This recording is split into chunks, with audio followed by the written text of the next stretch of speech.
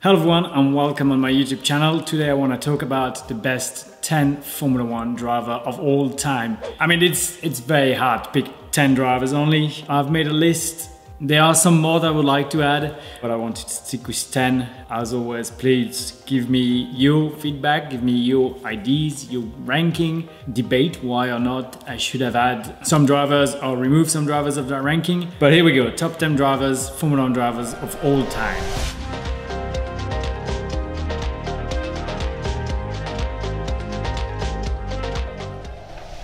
Before I go, I would like to say one thing. I've put 10, but I didn't list them in a ranking, right? So it's 10 drivers. Don't expect number 10 to be number 1, number 1 to be number 10. I just put them here on a list. So the first one I want to talk about, and it's because I share a little bit of history with him, is Niki Lauda. Obviously, Niki Lauda, a very impressive driver. I have a picture sign of him at home. He had a massive accident at the Nürburgring, got burned in his car. I did get burned in Bahrain, my accident, so obviously we share that, but huge respect for Niki as a driver and then what he did with Mercedes Formula 1 team. Obviously Niki had his big accident in '76. Only 6 weeks after his accident, he was back racing. I believe he was back racing in Monza, and when he removed his balaclava, there were blood from the injury. Finished vice world champion that year, was world champion the year after. Absolutely stunning to see that he kept racing and came back so early after his accident. And then, you know, for me, Niki is that red hat all the time on creating Mercedes Formula 1, the most successful team of all time. Niki is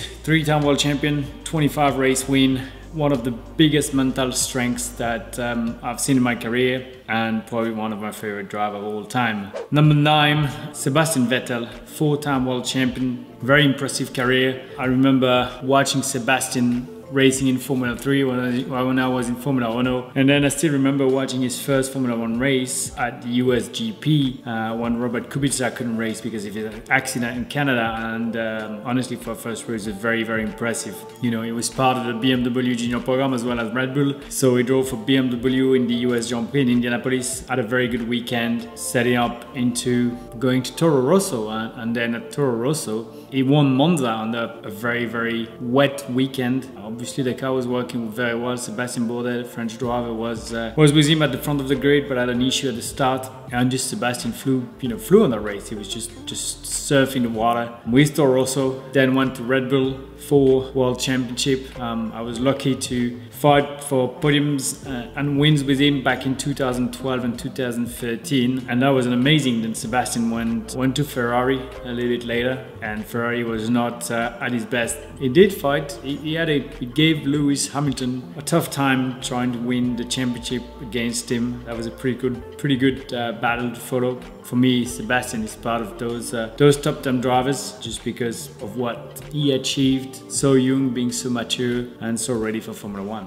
Next on the list is Stirling Moss. Even though Stirling Moss was never world champion, he's got 16 wins and 24 podiums. He was overshadowed by Juan Manuel Fangio, and his nickname is the champion with no crown. Stirling Moss was an absolute incredible driver, so fast, unlucky 4-time vice champion in 4 years in a row, 3 times behind Fangio. Such a gentleman. Even Mercedes released a car at his name, a car named after Stirling Moss. Yeah, just an incredible driver, but never was world champion. Next on the list is Jim Clark. Jim Clark is an absolute incredible driver. He's won 25 out of the 73 races he participated in, had to drop 28 times, was 2-time world champion in 1963 and 1965. He even went rallying and actually was at the Great Britain Rally, and he was super competitive. He was fighting there with the best rally drivers until he drifted off the track, but that shows how much skill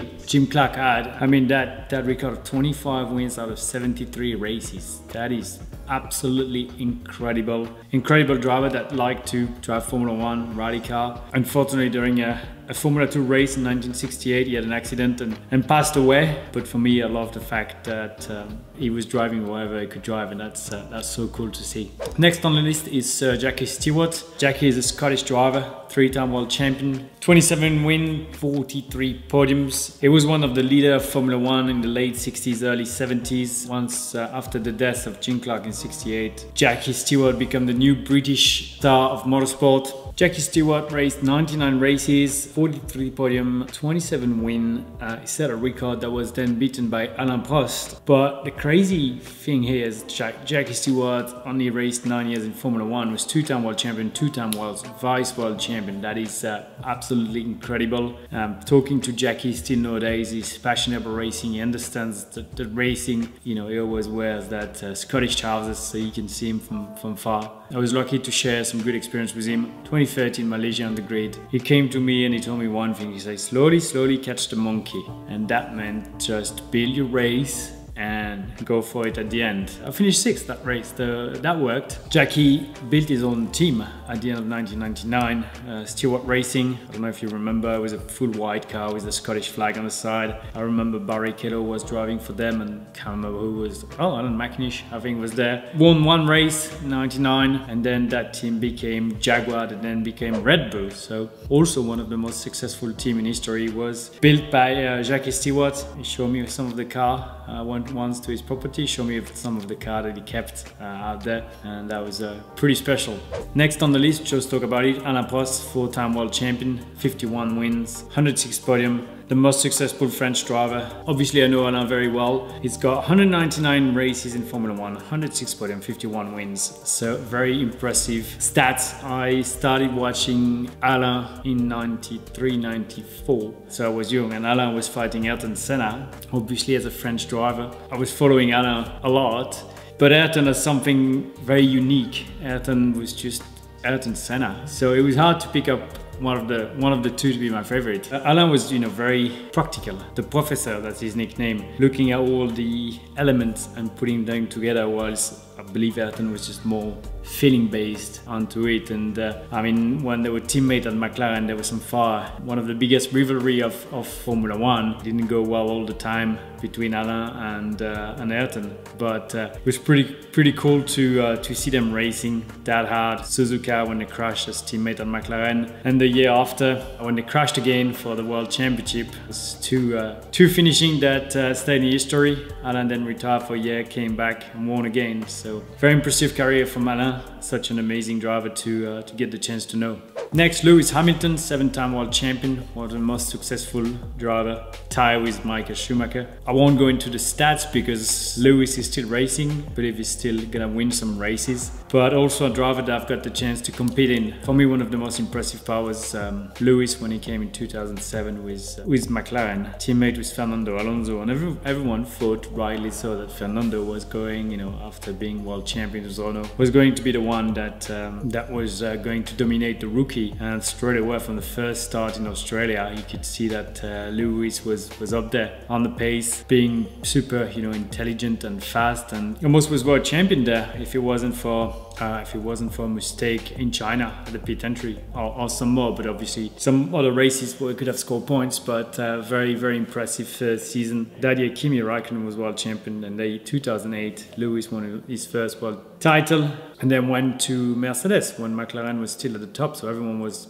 thinking, why is he going to Mercedes and what's going to happen? And what a run at Mercedes. As I say, Mercedes Formula 1 is the most successful team in the history of Formula 1. Lewis is the most successful driver with Michael Schumacher. He's got the opportunity to become the first 8-time world champion. It was very close in 2021. Can still debate that it should have happened. Very impressive to see that career. So definitively a huge champion there. So 7-time world champion Michael Schumacher, incredible driver. I grew up watching Michael and Ferrari. He joined the team when they weren't at the best, but with Jean Todt and Ross Brawn, they did manage to turn that around and be one of the most incredible team of the history. For me, Michael Schumacher, it's the battle with Juan Pablo Montoya and the one with Fernando Alonso. It was so cool to see. Obviously, pretty much every kid in the world grew up with a red car, and red means Ferrari. So those Ferrari were absolutely incredible. I also remember Mika Häkkinen and Schumacher. So yeah, it was Mika Häkkinen, Schumacher, and Montoya, Schumacher, and Alonso, Schumacher. I was lucky to race against Schumacher back in 2012. That was very special. You know, being on the same track as him and passing and being passed by Michael. That was very unique. Definitely something that I was lucky to have in my career. We have also to remember that before going to Ferrari, actually, Michael Schumacher went to Jordan And his first weekend was the Belgium Grand Prix. He was absolutely stunning there. And then with Benetton, he was two-time world champion already, fighting with Ayrton. So yeah, I mean, if you look at it, Schumacher was Ayrton, Hakkinen, Montoya, Alonso. Then I got the chance to race him.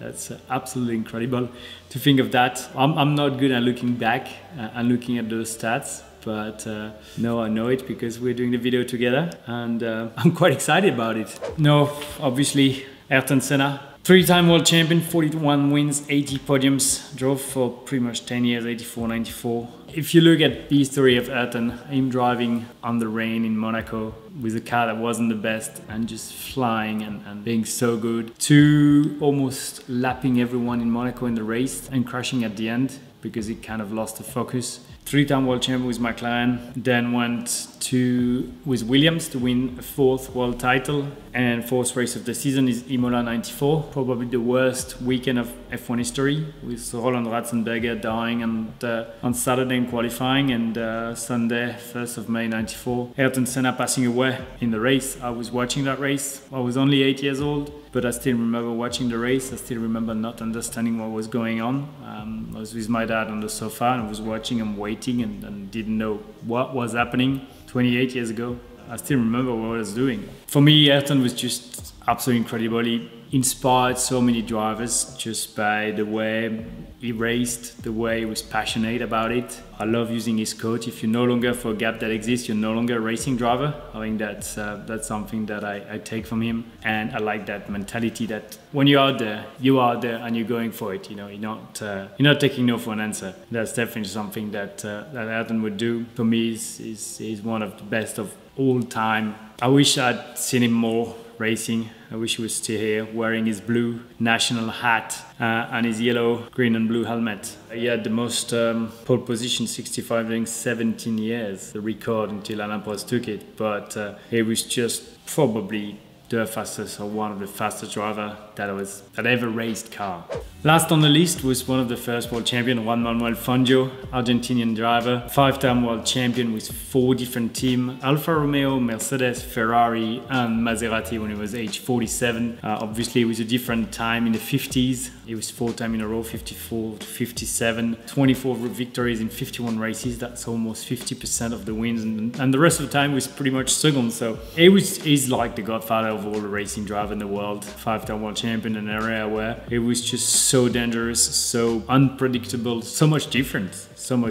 But as one of the first world champion of Formula 1, 70 years later, we still remember Juan Manuel Fangio as the guy that started it all for us. Obviously, it's a bit older history, so I know it a little bit less, just because I wasn't kind of watching. But for me, he's on the list of the 10 guys that are up there. Absolutely stunning, absolutely impressive. Love the fact that he's the oldest world champion of all time at 47. Can you believe that? And almost a 50% rate of winning. Just absolutely amazing. There are more drivers that I like to put here. Fernando Alonso is one. I talked about it. I was lucky to be his teammate. Absolutely impressive. But Fernando is not done yet. It keeps going, and he goes like he's 20. There's Max Verstappen, but still same thing. Max Verstappen is only 24 years old, so I'm gonna give him a few more world championship, and then we add him in the list. Graham Hill is one too. Graham Hill was he's one of the only driver, if not the only driver. He's the only driver with the triple crown, meaning Monaco GP, 24 Hours of Le Mans, and Indy 500. A lot of drivers tried those triple crown, but only Graham Hill was able to get it. So yeah, that list gonna probably evolve. It's just gonna get bigger because it's impossible with the time to keep to 10. But we'll do a new one in some time. So please, as always, make sure that you like, you subscribe, you give me a comment, you give me your list, why, the pro and the cons. Who maybe should have had or removed. I don't think there's any to remove, but let me know if there are any. But who we should add, and I'll see you very soon for a new video.